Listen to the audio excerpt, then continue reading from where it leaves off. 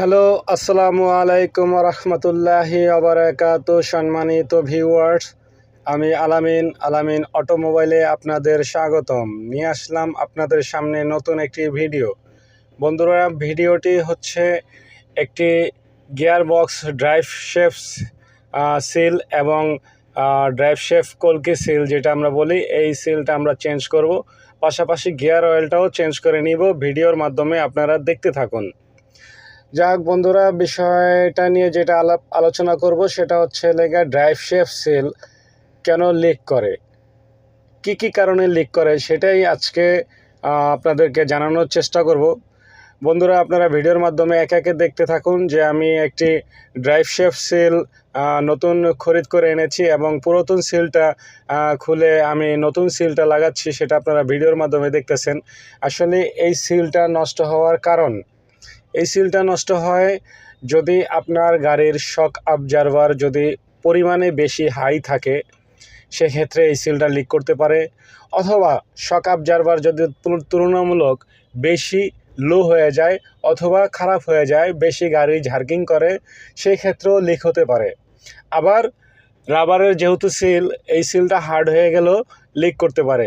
তো যাক বন্ধুরা, এই গাড়িটার শক অবজারভার ভালো ছিল, এটার সিলটাই আসলে একটু খারাপ ছিল, তাই সিলটা আমরা চেঞ্জ করার উদ্দেশ্যে দেখেছেন যে ড্রাইভ শেফট সিলটা বের করে আমরা নতুন সিল লাগাই নিছি।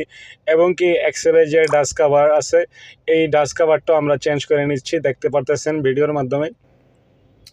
বন্ধুরা, এই সিলটা খুব সেন্সিটিভ, দুই পাশে দুটা সিল থাকে। ড্রাইভ শেফট কলকির যেই সিলটা বলি আমরা, এই সিল দুটা থাকে। অনেক ক্ষেত্রেই আপনার দেখা যায় যে রাইট সাইডের সিলটা খারাপ হয়ে যায়, কারণ এটার ব্যালেন্স এক্সেলটা একটু পরিমাণে বড়, যার কারণে এই পাশের সিলটাই বেশি খারাপ হয়ে যায়।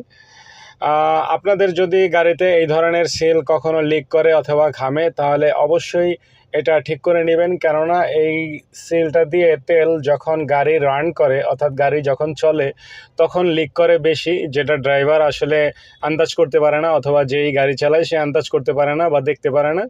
একটা সময় যায় দেখা যায় গিয়ার বক্স দাঁড়ায় গেছে, সিজ করে গেছে, অথবা গিয়ার শিফট হচ্ছে না।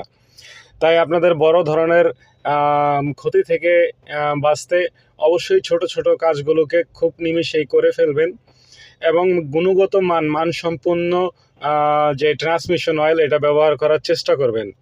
যদি ভিডিওটা দেখে আপনাদের ভালো লাগে অথবা কিছু শেখার মতো কিছু থাকে, তাহলে অবশ্যই লাইক, কমেন্ট এবং শেয়ার করে সবাইকে দেখার সুযোগ করে দেবেন।